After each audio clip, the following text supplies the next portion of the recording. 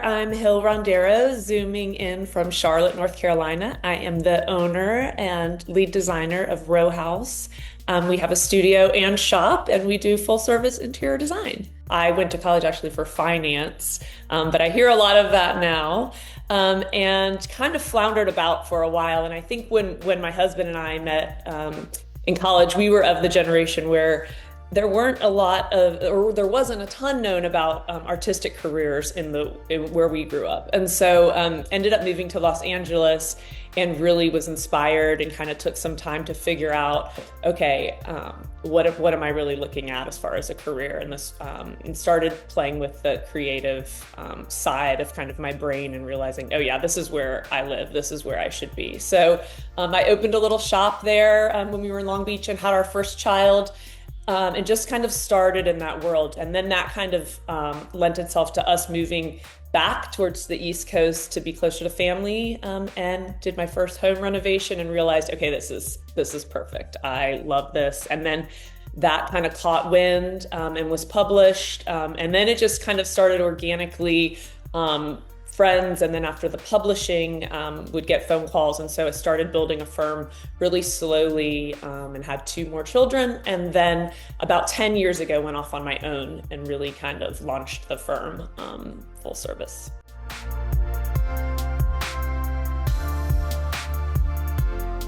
People that come to us have either seen us on Instagram or online, or I've seen someone's home that we've designed. And so then they reach out and say, I love your aesthetic. So I think, first of all, we're not kind of that design firm that does any style, whatever. We kind of have such a specific aesthetic. We had to make that decision a few years ago when we were deciding paths and how are we going to grow and what kind of client do we want. So we're not really, the type of client is all over the board. I mean, we have, young 30s, and then we have empty nesters, single men, all kinds of clients that are really drawn to the aesthetic, which I would say is like a layered, very vintage driven, but yet neutral palette where the art and kind of the people, the conversation, like when you're living in the space, that's kind of how you're bringing in the pattern and color. But as far as the backdrop, we want the home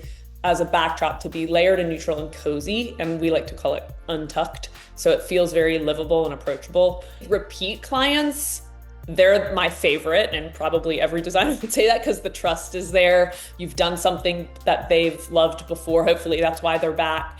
And so I think that when they already have the trust, you are able to kind of push them a little further. We always say that, pushing yourself to take a risk ends up having the biggest reward, just like in the financial market. So risk reward. And when they kind of take that risk, it's always the favorite, everybody's favorite if they were worried about it at first. So we like to do something that kind of pushes the limit a little bit in each space, just to kind of create interest. And we never want to recreate the same thing. So it kind of, whether again, it's photography or lighting or just the scale of a cabinet that we have custom built, something that's kind of a little bit interesting and makes them nervous a little bit is usually their favorite thing at the end. My most favorite thing about how we've kind of grown the business lately is that we are, all over the country. We've worked in New York and Florida and Georgia and California. And that has been so much fun. I've enjoyed that. We got the process down, so now we're able to we know how it works functionally. We know where the receivers are. We know how to kind of, make it all come together.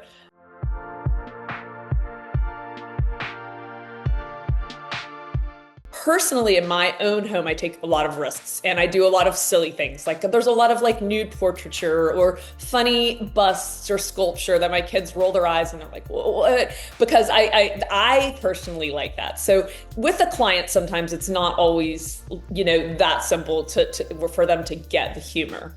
However, the first time when I realized that this was important to the design and it offered kind of a unique point of view was when I was asked to do a show house, the first and only show house I've done. And I was doing it and I was designing, my space was the office space and I was designing it and I was doing the normal floor plan, CAD drawing, kind of filling in the space, having an aesthetic. I knew it was going to be neutral. I wanted the walls to be almost like a chalky black. And this was the first time that I thought to myself, okay, I want to do a 6 foot large black and white photograph, but I want it to be kind of risque. Now, I'm in the South. This was at a place in Davidson. It's a charming, beautiful city. The house was definitely, the designers, it probably lent, I mean, yeah, I would say pretty traditional. And I want the photograph to be this photographer that lives in LA, Niv Berzagi. And I wanted it to be one of his photographs where a girl was smoking in a kind of in a bathing suit on a beach, but just, a little shock value. And when I say it was just fantastic, it got such it was that nervousness that I would say a client would feel too, when I had to kind of, unpack it all and start, assembling the room. And I think everyone was like double taking, but it was so interesting. And I think a lot of people were really drawn to how unique it was and how kind of avant-garde, all of a sudden you walk in and it's an office space. And it was kind of push-pull between masculine, feminine, very gender neutral, but just that really made the space, and it really made me decide, okay, I want to make sure that I take risks in all of the projects that I do, because it really created so much buzz, and it still felt residential.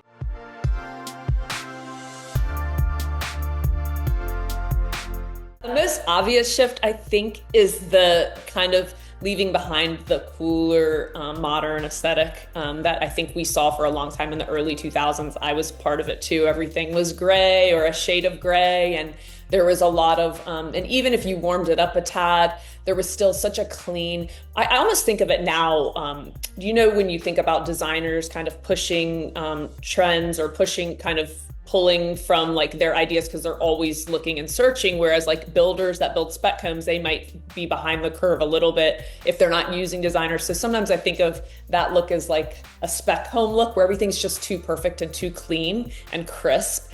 And so I'm seeing that people are wanting, luckily for me, because I love this as well, but they're wanting vintage, warmer woods. They're wanting some soul to their house.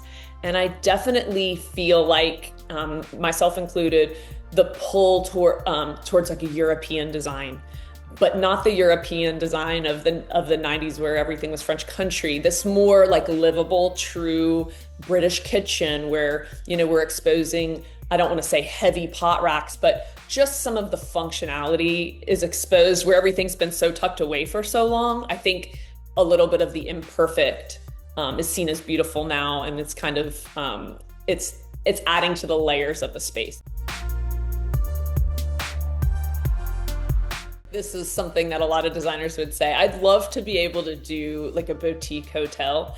And the reason I say a lot of designers would say this is because, I'll step back. I think that if you are in design, you're creating spaces, which might be a stretch, but I might also say that you may be a nurturer. And I think if you're a nurturer, you may like to host people and take care of people. So I think it all kind of tracks to like why people say, I want to design a hotel, but I see why. Like the dream is that you're creating a space for someone to come visit. It's temporary, so it can be very kind of extreme in its design choices and fun, but you're also kind of wrapping them up. So that would be a dream project. But in a day-to-day capacity, my dream project is a repeat client who has a renovation, because I far prefer old homes and renovating. I think they really push creativity, and that they love vintage. And so that we can really kind of play with new and old and that balance. And those things all together make the project, it's like an A+ for me, so.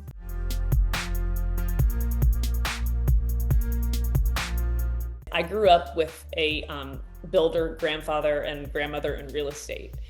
And I think that there's a lot of designers that come out thinking it's a very aesthetic career.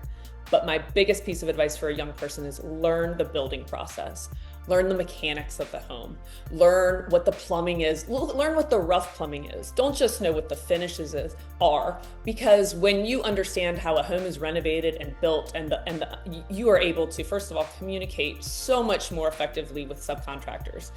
And they are who you are with the majority of the time, whether it's a wallpaper installer, understand what repeats are, like understand what he's attaching the wallpaper to, understand like so it's really the nuts and bolts of it and how things are built.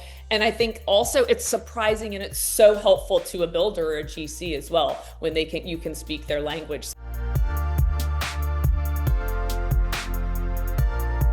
In a former life, I must have been like some type of stand-up comic, because I like beyond if I was like on my deathbed, the only thing I would want somebody to say was, oh my gosh, she was really freaking funny. Like I got it from my grandmother was from Brooklyn. I grew up with like just a highly sarcastic family. And so I bring that to all of my clients in a very like self-deprecating humor. I think it creates like, it's an icebreaker. Everyone can like relax. And sometimes like I come in this package, this like petite girl that people just think would be like one way on Instagram. She looks kind of, serious. And I'm the opposite of that. I'm the silliest, like just most sarcastic. I mean, I have 3 kids and they're like, I just don't even know when you're joking. Like I'm always joking.